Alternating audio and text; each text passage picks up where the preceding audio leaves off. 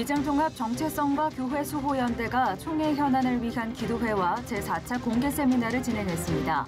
예정에는 총회의 모든 현안을 헌법대로 집행하라고 촉구했습니다. 태국 교육부가 한국어를 제2외국어로 공식 채택하면서 태국 내 한국어 교육에 대한 관심이 더욱 높아졌습니다. 한국어 교원 등 전문인 선교사들을 통한 복음 확장의 기회가 마련되고 있습니다. 목회 데이터 연구소가 설립됐습니다. 한국교회에 다양한 통계 자료를 제공해 변화하는 세상과 교회를 잘 이해할 수 있도록 돕겠다는 취지입니다. 여러분 안녕하십니까?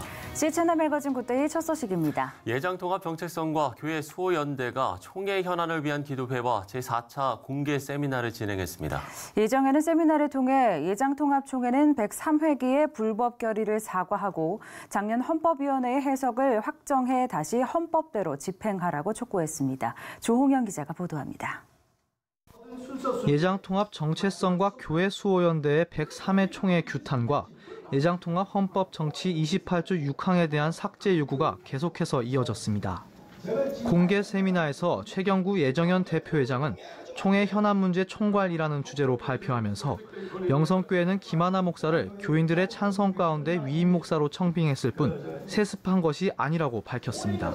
또 서울 동남노회가 사고노회가 됐음에도 불구하고 김수원 목사 측은 독단적으로 노회 직인을 새로 바꾸는 등 말도 안 되는 일을 하고 있다면서 이제는 수습전권위원회가 과감한 조치를 취해야 한다고 강조했습니다. 후임자는 이 교회 풍토를 잘 아는 사람이 후임자가 돼야 되는 거예요.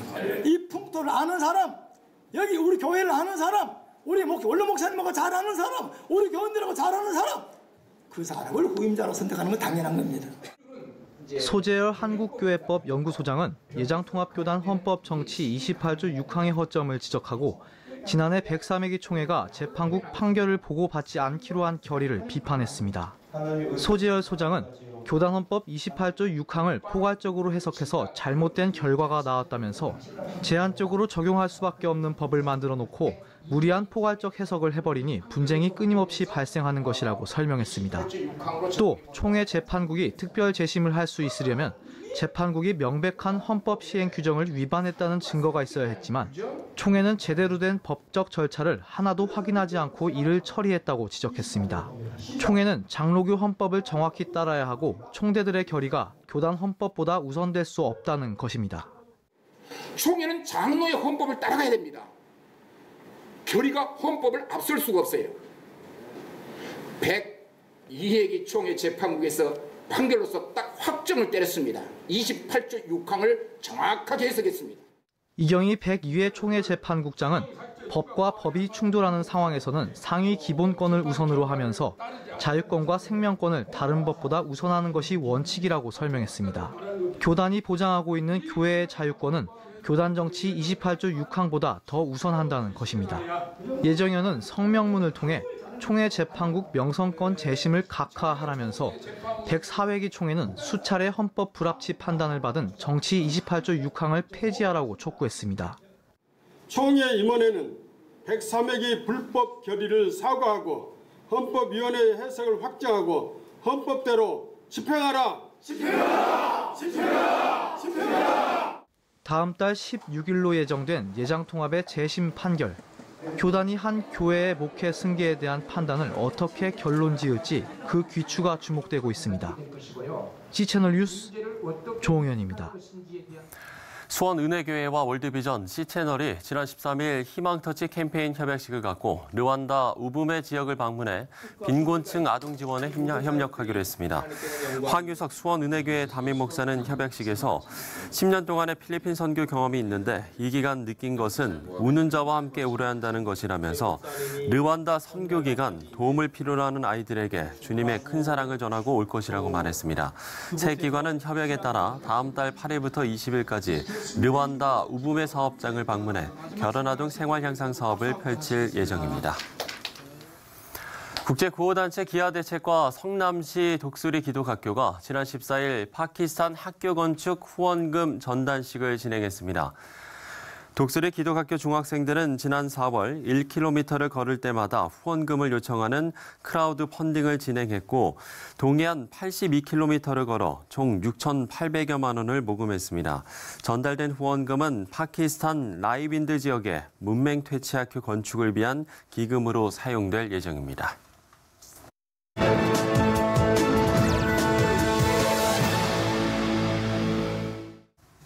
복음을 전하는 도구도 시대에 따라 다양화되고 있는데요. 최근 한류에 대한 관심이 커짐에 따라 선교지에서 한국어 교육에 대한 수요도 증가하고 있다고 합니다. 네, 실제로 선교 현장에서는 이 한국어 교육을 통한 복음 전도는 오래전부터 진행되고 있는데요. 태국의 곽은경 선교사 전화 연결해서 관련 이야기 나눠보도록 하겠습니다. 자, 선교사님, 태국에서 한국어 교육으로 전문인 선교사 활동을 하고 계신다고요? 네, 그렇습니다. 보통 한국어 교원 자격증을 갖고 한국어 교육으로 선교하는 분들을 한국어 교사 선교사라고 할 수 있는데요. 저는 타이 코리안 홀리 커뮤니언 파운데이션이라고 하는 기독교 재단에서 한국문화센터의 그 한국어 교사로 제가 사역을 하고 있습니다. 또 태국대학교나 한국문화센터에서도 강의 요청이 있으면 외부 교육기관에서도 한국어 교육을 하기도 하고요. 주로 한국어 교육에 대한 전문성을 갖고 언어와 문화를 주로 가르치고 있어요. 네, 이 태국에서는 한국어가 또 중고등학교에서 제2외국어로 지정돼서 교육과정에 들어있다고 들었는데요. 선교지에서도 훨씬 좋은 환경이 됐다, 이렇게 생각할 수 있을까요? 예. 전 세계적으로 한국어 학습 청소년이 한 13만여 명 되는데 그중에 한 30%에 육박하는 한 3만 7천여 명이 태국에 있습니다.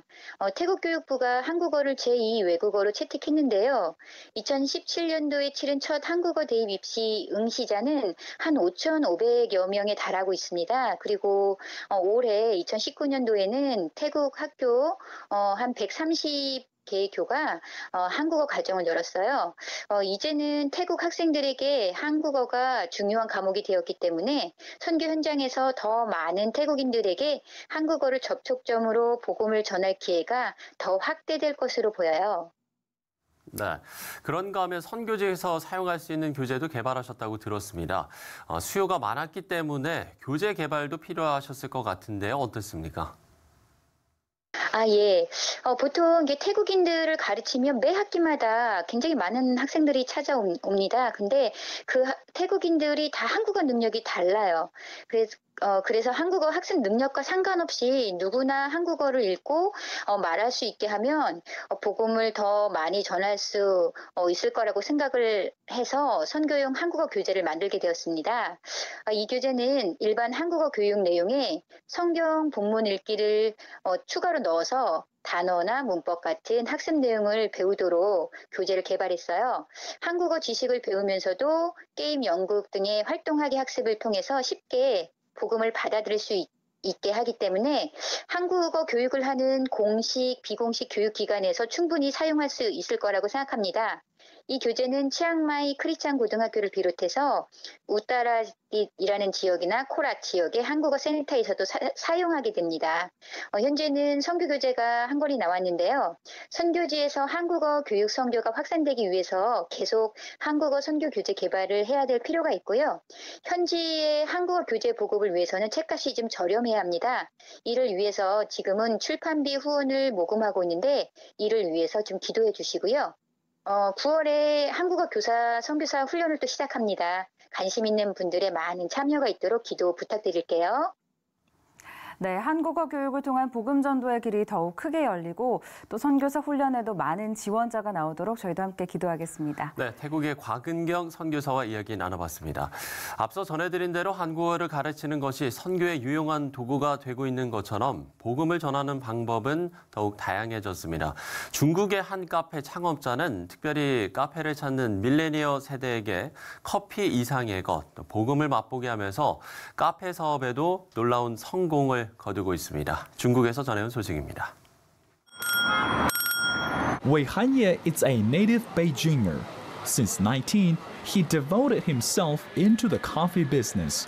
For so long, he was fascinated by the unique smell and delicious flavor. The first time I tasted coffee, I was drawn to the flavor. It's something I had never tasted before.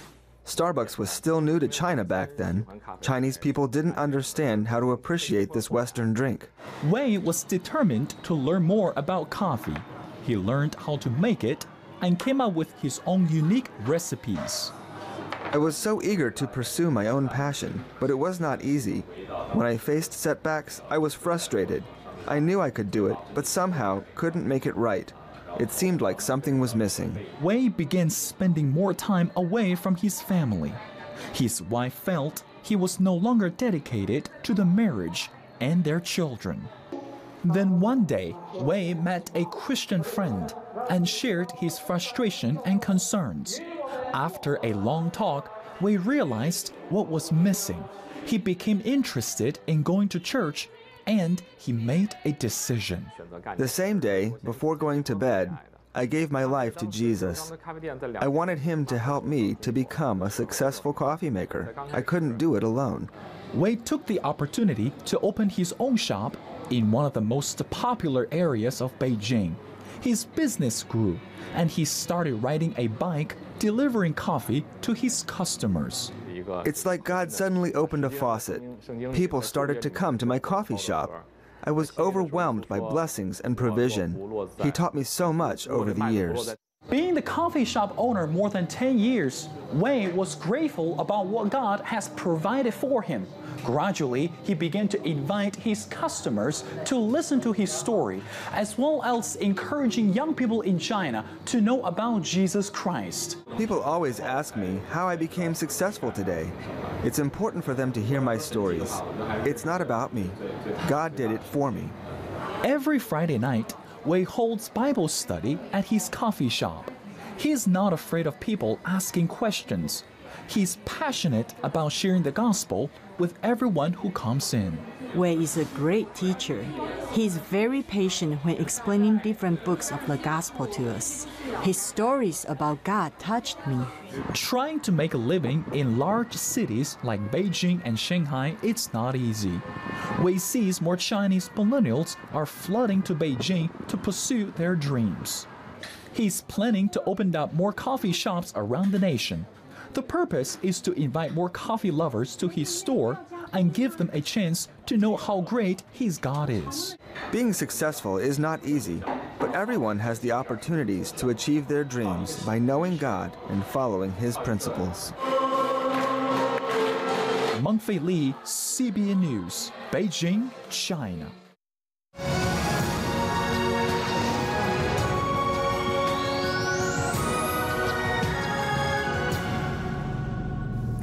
네, 주일 새벽에 열렸던 우리나라 U20 월드컵 축구 대표팀 경기 어떻게 보셨나요?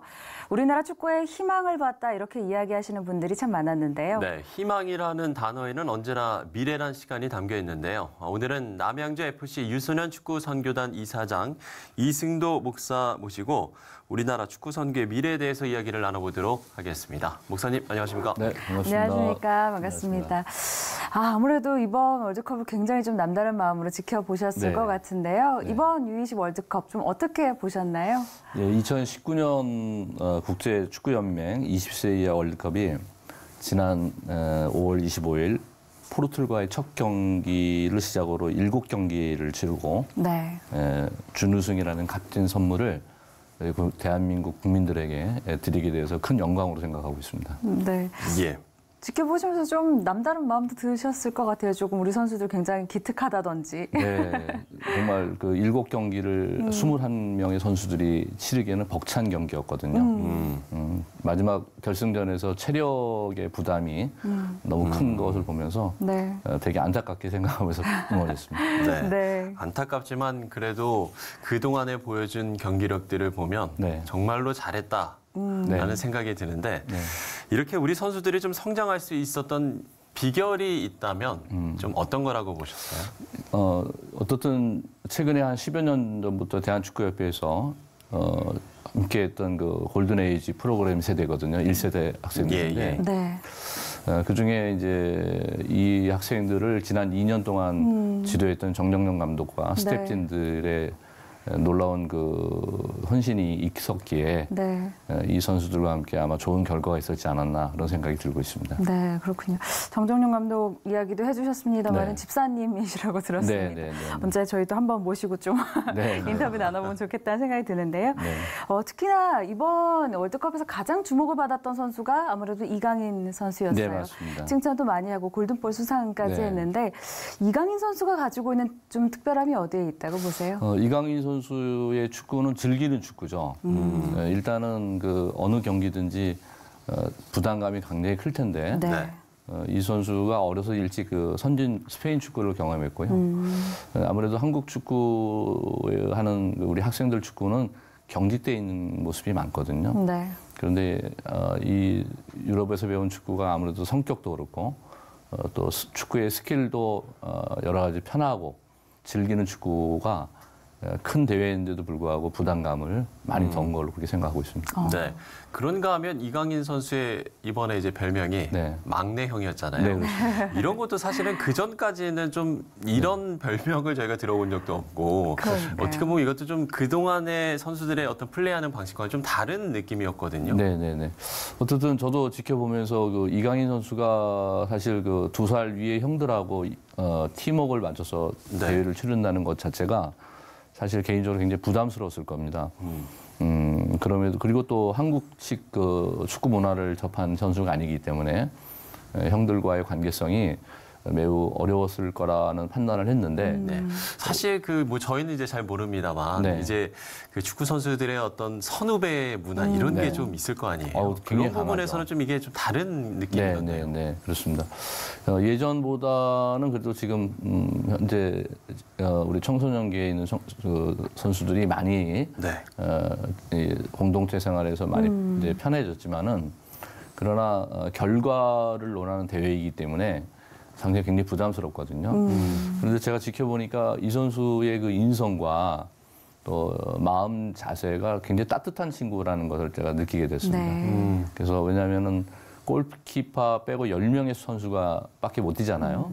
그럼 나머지 뭐 10여 명은 주전 선수가 못 되고 2살 아래의 선수인데 항상 형들을 배려하는 마음을 먼저 그 인터뷰하는 모습을 보면서 상당히 그 지혜롭고 또 축구 스킬뿐만 아니라 생각이 깊은 친구다 그런 생각을 하게 됐습니다. 네, 그런 모습들을 이제 목사님께서 계신 이 남양주 FC 유소년 축구팀 선수들에게서도 볼 것 같다는 생각이 드는데 남양주 FC 유소년 축구팀의 여태까지 창단부터 지금까지의 과정을 좀 설명을 해주신다면요. 2000년 초에 개척교회를 시작하면서 스포츠나 음악 목회를 통해서 청소년들에게 이제 복음을 전할 때 초창기는 이제 교회에서 이제 시작이 되었습니다.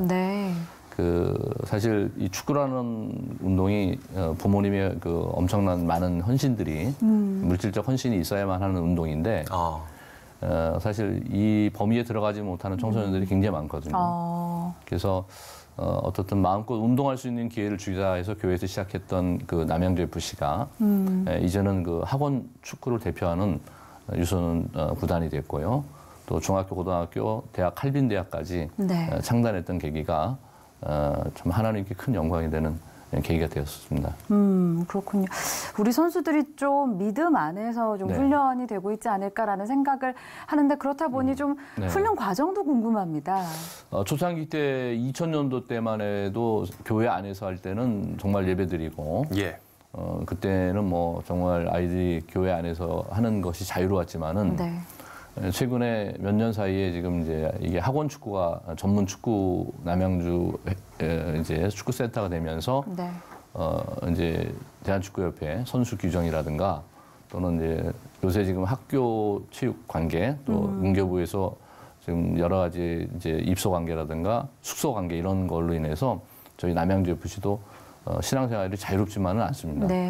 왜냐면은 교회에서 하는 축구단 시절에는 제가 마음껏 영적인 지도를 했지만은 지금 사회교육의 특성 여러 가지가 아이들에게 신앙교육에 대한 것을 권고하고 그러지는 않거든요. 그래서 아까도 말씀드렸지만 그 정정용 감독 같은 분들이 크리스찬 감독으로서 선수들에게 미치는 영향이 큰 것처럼 지도자들이 조금 더 영적으로 성숙해서 아이들에게 생활적인 거나 삶 가운데 보여주는 것들이 이런 큰 미션의 중요한 요소라고 생각을 하고 있습니다. 예. 이렇게 축구단을 또 이제 이끌어가면서 좀 경기 과정 중에 내가 이런 부분들은 축구 경기에서 가장 좀 중요한 것 같다라고 생각이 드시는 것도 있을 것 같아요. 물론 축구는 가장 중요한 게 개인의 스킬입니다. 기술이 굉장히 중요하지만은 그러나 이번 2019년도 여름 전국 대회에서도 우리가 볼 수 알듯이 항상 강팀이 우승하는 건 아니거든요. 그만큼 이 축구라는 거는 많은 변동이 있는데 특히 어린 학생들이기 때문에 그 팀워크라든가 또는 그 신뢰와 배려하는 마음들이 큰 팀들이 좋은 결과를 나타내는 것들을 볼 수 있습니다. 어떻게 좀 우리 선수들 중에 이제는 좀 이제 성인이 된 선수들도 있을 것 같은데 선교의 꿈을 갖게 된 선수들도 혹시 있나요? 저희 남양주FC 1세대 아이들이 사실은 지금 이제 언더 18세입니다. 지금 현재 최고의 아이들이 언더 18세인데 이 언더 18세 중에 지금 현재 우리나라 K리그를 대표하는 전북현대 영생고, 또 메탄고등학교, 보인고등학교 이래 연령별 국가대표 현재 지금 15세 한태희 선수가 지금 골키퍼 국가대표로 지금 성장돼 있거든요. 정말 어떻게 보면 지방 동네 축구단에서 이런 한국을 대표하는 국가대표 선수들을 양성할 수 있었던 것이 저희 감독님들과 또 부모님들과 스태프진들 모두에게 큰 영광에 감사하죠. 저희가 이렇게 축구 선교의 미래에 대해서 이야기를 나눠보고 있는데요. 남양주FC 선수들의 경기 일정도 좀 궁금하긴 합니다. 남양주FC 선수는 초중고 대학 모든 리그에 참여하고 있고요. 각 리그에서 최선을 다해 열심히 하고 있고 그중에 눈에 띄는 선수들은 더 큰 이제 포지션과 성장을 위해서 준비하고 있습니다. 그리고 목사님의 비전과 또 기도 제목도 있으실 것 같은데요. 이것도 함께 나누시면 좋을 것 같습니다. 저는 주님 앞에 이 문화 선교로 헌신하겠다고 제가 목사를 안수받을 때 다짐을 했었고요. 지금도 이 체육이나 음악을 통해서 하나님 나라가 이루어지는데 좋은 역할을 하고 있다고 믿고 있습니다. 그래서 최근에 우리 한국 축구의 기독교 축구의 대부이신 우리 이영우 목사님과 함께 우리 목사님들과 축선이라는 팀을 이끌고 지금 이제 세계에 흩어져 있는 선교사님 축구 대회, 또 한국에서는 또 목회자 축구 대회. 가장 중요한 건 이제 크리스찬 감독들의 영적 지도, 모임 공동체를 위해서 지금 모이고 활성화하고 있습니다. 그렇군요. 자, 사실 저희가 이번에 월드컵을 지켜보면서 정말 기대치 못했던 좋은 성적을 거두면서 온 국민이 기뻐하는 일들이 있었는데요. 이 U20 월드컵을 통해서 정말 한국 축구의 미래를 봤듯이 남양주FC 또 유소년 축구팀을 통해서 또 한국 축구 선교의 미래를 볼 수 있기를 함께 좀 기도해 보도록 하겠습니다. 고맙습니다. 열심히 하겠습니다. 우리 이승도 목사님과 이야기 나눠봤습니다. 고맙습니다. 감사합니다. 고맙습니다.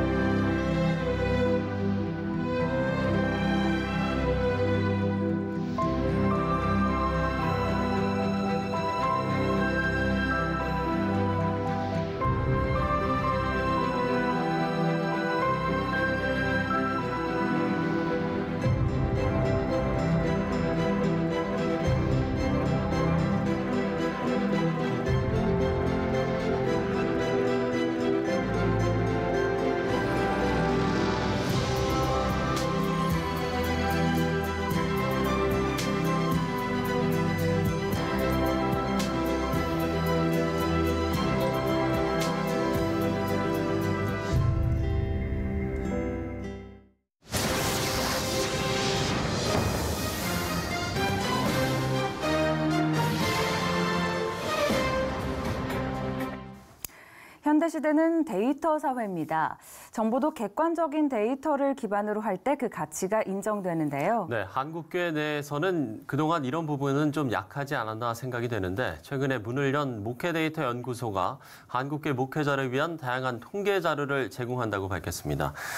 목회데이터 연구소 지용근 대표 모시고 관련 이야기들 나눠보도록 하겠습니다. 대표님 안녕하십니까? 안녕하십니까? 네, 안녕하세요. 네, 반갑습니다. 자, 제가 앞서서 한국교회 목회자를 위한 다양한 통계 자료를 제공한다 이렇게 이야기를 드렸는데 일단 구체적으로 좀 어떤 사역을 하는 곳인지 소개를 네. 좀 해주시죠. 저는 대학교를 졸업하고 계속 조사 통계 쪽 일을 해왔었습니다. 그러면서 이제 기독교 아무래도 제가 이제 어렸을 때부터 교회를 다녔으니까 네. 기독교 통계 쪽에 이제 관심을 갖고 네. 일반 조사 시장보다는 뭐 훨씬 덜하지만 기독교 조사 통계 시장이 좀 있어요. 그쪽 일을 계속 일해오면서 목사님들하고 이제 많이 대화를 하게 되고 목사님들하고 데이터를 좀 갖고 얘기를 하다 보니까 목사님들한테 세상이 어떻게 돌아가는가를 정확한 정보를 드리는 게 되게 중요하겠다. 이런 생각을 하게 된 거예요. 근데 그 서울 수도권의 한 50대 중반 이후의 목사님들은 보수 언론들 많이 보세요. 네. 그다음에 만약 호남권에 있는 목사님들은 연령과 상관없이 진보 쪽의 언론을 많이 보시니까 그런 관점에서 이제 세상을 바라보시게 되는 거죠. 물론 이제 본인의 그런 생각들이 있지만 반대편의 생각이 어떤지도 아시고 설교하시는 게 되게 중요하겠다. 그렇겠죠. 지난 2015년도의 인구 센서스 결과를 보면 한국 개신교가 전체 인구의 한 20%로 우리나라 1위 종교가 됐어요. 그러니까 우리 국민의 20%를 움직일 수 있는 오피니언 리더가 목사님들인데 목사님들의 생각과 관점과 이 말이 굉장히 중요할 수 있다. 어떻게 보면 국민의 20%를 움직일 수 있는 목사님들이기 때문에 목사님들이 한국 사회 전체를 움직일 수 있는 그런 오피니언 리더층이다라고 생각을 했던 거예요. 그렇죠. 그래서 목사님들한테 세상 특히 이제 요 한 몇십 년 사이에 온 세상이 너무너무 빨리 바뀌잖아요. 그걸 그때그때 바로 잘 아시고 변하는 세상을 잘 알고 이해하는 게 되게 중요하겠다. 그래서 그거를 매주마다 위클리 리포트라는 형식으로 해서 언론에 발표된 통계 자료를 잘 모아서 그래서 목사님들이 꼭 아셔야 될 것들을 정리해서 보내주는 역할을 하면 좋겠다. 이런 생각을 하게 됐습니다. 네. 그래서 이제 이 사업을 시작하게 됐는데요. 사실은 이제 이걸 어떻게 시작하게 됐냐면 제 대학교 친구 목사님이 계세요. 근데 이제 3년 전쯤이었는데 그 친구 목사하고 이제 같이 얘기를 하는 중에 이 친구가 저한테 이런 얘기를 하는 거예요. 자기가 주일날 설교 준비를 하는데 근데 그 행복에 대한 설교를 준비하려고 생각하다가 몇 주 전에 행복에 대한 여론조사 결과를 신문에서 봤대요. 근데 그 자료를 검색을 해서 좀 인용하고 싶은데 도저히 못 찾겠더래요. 그럴 때 좀 있잖아요. 그렇죠. 그래서 이제 그런 생각을 저를 보니까 제가 조사업에 있으니까 저한테 이제 그 얘기를 한 거예요. 야, 내가 이런 문제가 있으니까 너가 교회도 다니고 그다음 조사업을 하니까 그 목사들이 필요한 자료 너 뭔지 알지 않느냐. 그래서 제가 그 대학교에서 사회학을 전공했습니다. 그러니까 사회학적인 관점에서 그래서 그거를 잘 정리해가지고 모아서 정기적으로 딜리버리를 좀 해주면 그럼 목사 100명을 모아볼게 이렇게 하신 거예요. 그 말이 저한테 되게 임팩트가 강했던 거예요. 그러니까 되게 좀 신선했고 이런 비영리 사업이라고 할까 이런 건 없었는데 우리나라에 생각을 하고 있다가 작년 여름에 제 아는 목사님들하고 이제 좀 얘기하면서 그래 한번 해봐라 이렇게 적극적으로 권유를 하시게 됐고 그래서 한 8개월 정도 준비하고 시작을 하게 됐습니다.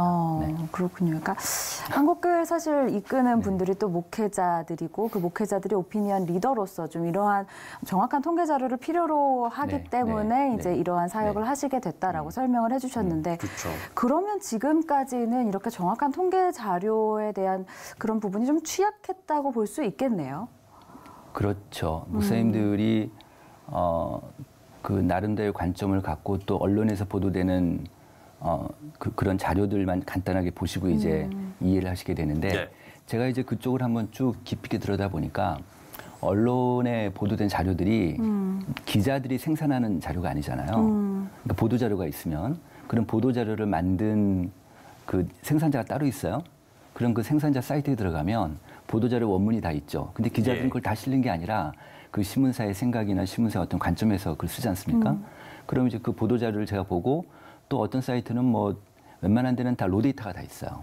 그럼 그걸 다시 로데이터를 제가 갖고 다시 분석을 다시 해보는 거예요. 목사님들이 이 정보는 알아야겠다. 언론에 발표는 안 됐지만. 네. 그러니까 이제 이런 식으로 해서 정리를 해서 목사님께 이제 그 보도 자료를 네. 다 또 다시 정리하는 작업도 시간이 많이 심한 걸리죠. 네.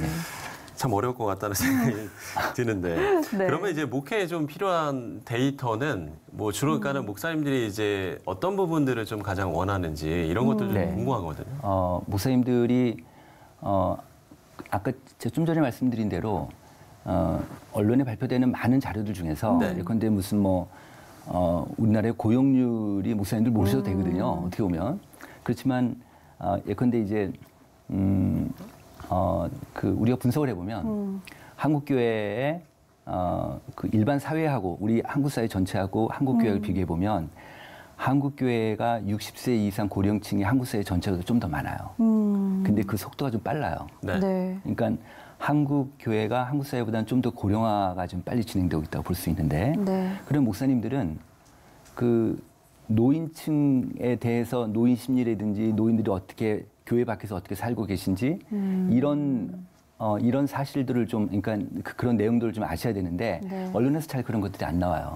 나오더라도 간단하게 나오고 그래서 그런 것들을 저희가 다시 예컨대 이제 무슨 보건사회연구원에서 노인 실태 조사가 있다 그러면 그 보고서를 저희가 보고 목사님 필요한 자료를 다시 정리해서 목사님 보내드린 그런 케이스가 하나 있겠고 두 번째는 한국계 목회자들이 정말 관심 많이 가신 부분 중에 하나가 빅데이터예요. 빅데이터요? 네, 그래서 빅데이터 분석도 저희가 나름대로 좀 해서 그건 뭐 매주마다 할 수는 없겠고 뭐 하여튼 시간 따라서 이렇게 빅데이터 분석을 좀 해볼 생각이고요. 또 하나는 아까 제가 모두에 말씀드렸듯이 어느 관점 만약 동성애다 그러면 동성애를 인정하는 그런 논리가 있고 인정하지 않는 논리가 있잖아요. 물론 성경적으로는 다를 수도 있겠지만 그렇지만 우리 사회 전체적으로는 그 소수자라는 게 약자라는 개념에서 일반 젊은 사람들은 굉장히 그거를 억셉트하려고 많이 그러고 있단 말이에요. 그러니까 그런 차원에서 보면 어느 한 이슈에 대해서 긍정적인 입장과 부정적인 입장을 다 보여드리고 싶은 거예요. 네, 그래서 목사님들이 교회를 목회를 하는 데 있어서 균형적인 시각을 가는 게 되게 중요하겠다. 이런 것들이 되게 중요한데 제가 이제 하나 예를 들면 이번에 왜 이희호 여사 소천하시잖아요. 그럴 때 제가 언론 뉴스나 언론 페이퍼를 보면서 유심히 봤던 건 뭐냐면 그렇게 싸웠던 여야 국회의원들이 다 한 자리에서 이렇게 묵념을 하고 기도를 하고 같이 추모를 하고 이랬잖아요. 전 한국계가 이랬으면 좋겠다는 생각이 드는 거예요. 그러니까 지금 우리 사회가 갈등 구조가 되게 심한 나라입니다. 전 세계에서도 갈등 취약 나라 중에 하나예요. 그래서 이 갈등이 너무 심한데 특히 한국 사회에서는 그 정치적인 이념적인 갈등이 가장 높습니다. 그렇죠. 이념 갈등이 상당히 심하죠. 그렇습니다. 한국 교회가 이 안에 안 들어갔으면 좋겠다는 거예요. 네, 그래서 한국 교회가 위에서 좀 더 위에서 어떤 복음이면 복음 또 다른 그런 개념의 그런 리더로서 한국 사회 전체를 조망할 수 있고 끌고 갈 수 있는 그런 리더로서 한국 교회에 갔으면 좋겠는데 그런 정보나 그런 생각들을 목사님께 계속 제공해주고 싶은 그런 마음이에요. 그렇군요. 아까 뭐 보도 자료도 일일이 다 정리를 하신다고 들었고 좀 목회에 도움이 될 만한 빅데이터도 또 분석하는 방식으로 정보를 제공하고 계신다고 들었는데 뭐 자체적인 뭐 설문조사나 이런 데이터도 갖고 계신가요? 네, 그렇습니다. 제가 지앤컴 리서치라는 회사도 같이 운영을 하고 있습니다. 지앤컴 리서치는 기독교 조사 전문 회사라고 보면 되고요. 저희 나라에서 유일하게 기독교 조사를 전문으로 하는 회사입니다. 그래서 그렇군요. 저희 회사에서 기본적인 기독교 통계는 거의 다 갖고 있다고 보시면 됩니다. 그래서 그 중에서 주제별로 그때그때 그렇게 말씀을 드릴까 싶습니다. 이슈를 선별하는 기준이 어떨까? 그것도 상당히 궁금하거든요. 저희 내부적인 팀이 있습니다. 내부적으로 이제 그래서 이런 아이템을 어떻게 했냐 같이 그러니까 지금 이 프로젝트는 이거는 매주마다 브레인스토밍이 굉장히 중요할 것 같습니다. 그래서 아이템을 선별해야 되고 이것 때문에 저희 목회데이터 연구소에서 연구자문위원단을 뒀습니다.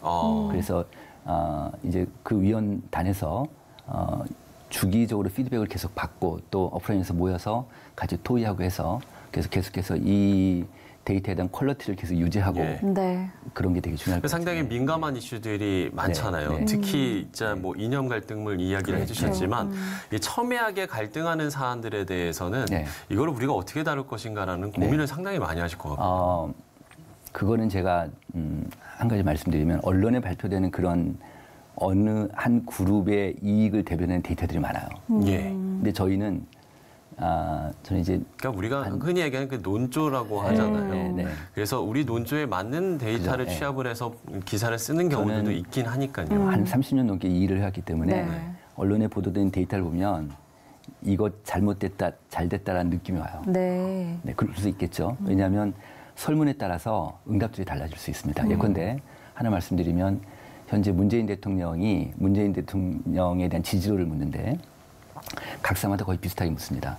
문재인 대통령이 우리나라의 국정 전반에 대해서 얼마나 잘하고 있다고 생각하십니까? 이렇게 질문할 수가 있고 또 하나는 문재인 대통령이 우리나라의 정치, 경제, 문화 등 우리나라 국정을 얼마나 잘 운영하고 있다고 생각하십니까? 이렇게 질문하면요. 답이 틀려요. 어떻게 틀릴까요? 글쎄요. 지금 사실 솔직히 딱히 와닿는 느낌이 없는 것 같아요. 경제가 들어가면 지지도가 내려가요. 그걸 저희들만이 알고 있는 말하자면. 그러니까 소위 얘기해서 통계의 거짓말이라는 말이 있지 않습니까?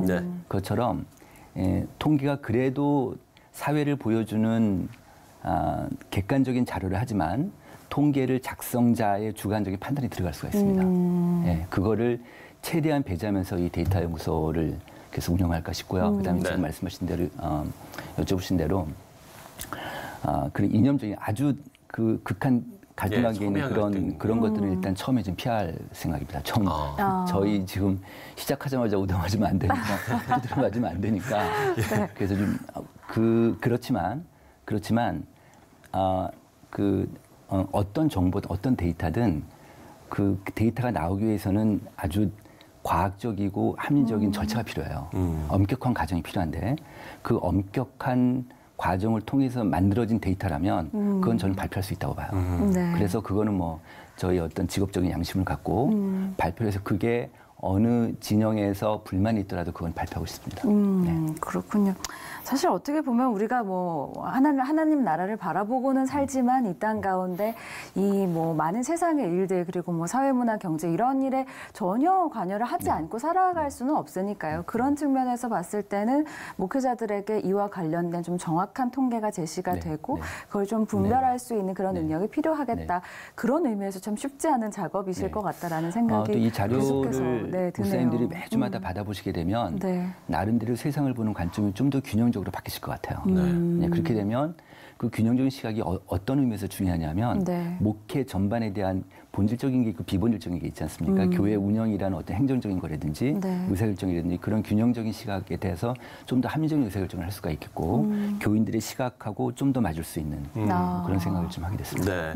아마 대표님이 이제 말씀해주신 부분들이 우리 좀 균형적인 목회자들이 좀 균형적인 시각을 가졌으면 좋겠다. 이런 부분들이 아마 대표님이 좀 기대하시는 바가 아닐까라는 생각이 듭니다. 글쎄요, 좀 이런 일들을 이제 지속 가능하게 하기 위해서는 좀 필요한 부분들도 있을 것 같습니다. 어떤 게 있을까요? 아까 제가 잠시 말씀드렸지만 가장 필요한 거는 이 데이터의 품질 유지를 얼마나 잘할 수 있는가. 이게 되게 중요할 것 같고요. 또 이것을 사명감 있게 할 수 있는 인력도 되게 좀 필요할 것 같고요.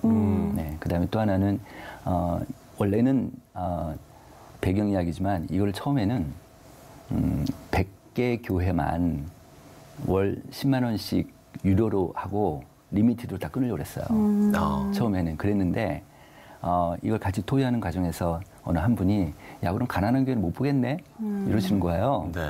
그래서 그때 토의하는 과정에서 그런 전국에 있는 모든 목회자는 다 주자 이거. 이게 다 중요한 데이터니까 다 주고 기독교 단체 리더십들한테 다 주고 교회 장로들도 이걸 이런 데이터를 아는 게 되게 중요하니까 또 신학교 교수들도 필요하다.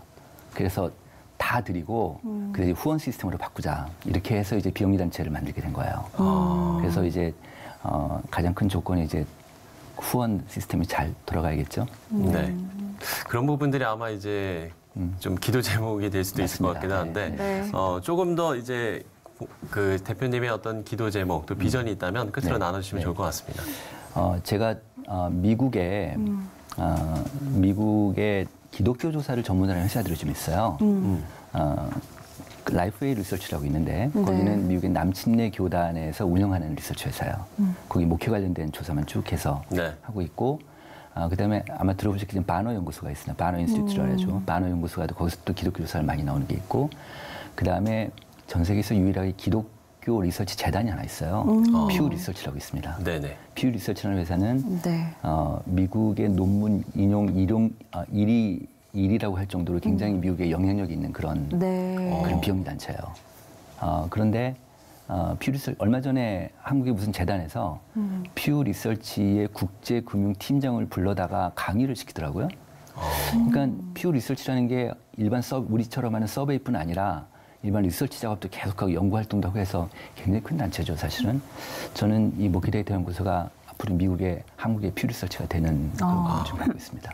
그래서 한국 사회를 한국 정치인들이 그렇게 이렇게 갈등이 심하고 각 노사 간의 갈등, 환경적인 갈등, 정말 갈등 사회가 우리가 많은데 이런 데이터, 이런 연구소의 어떤 사회적 순기능을 통해서 갈등을 완화시키는 그런 역할을 좀 하고 싶습니다. 네, 좋습니다. 목회 현장뿐만 아니라 한국교회가 정말로 필요로 하고 또 유용한 데이터가 되지 않을까 싶은데요. 정말 한국교회가 정말 이 데이터를 기반으로 정말 분별력을 갖고 좀 균형 잡힌 시각으로 또 이 땅 가운데 사명을 잘 감당할 수 있기를 저희도 함께 기도하도록 하겠습니다. 목회 데이터 연구소 지용근 대표와 이야기 나눠봤습니다. 오늘 말씀 고맙습니다. 감사합니다. 네, 고맙습니다. 예장통합 정체성과 교회 수호연대가 총회 현안을 위한 기도회와 제4차 공개 세미나를 진행했습니다. 수원은혜교회와 월드비전 C채널이 희망터치 캠페인 협약식을 갖고 루안다 우부메 지역 아동 지원에 협력하기로 했습니다. 태국 교육부가 한국어를 제2외국어로 공식 채택하면서 전문인 선교사들을 통한 복음 확장의 기회가 마련되고 있습니다. 한국교회에 다양한 통계 자료를 제공해 변화하는 세상과 교회를 잘 이해할 수 있도록 돕는 목회 데이터 연구소가 설립됐습니다.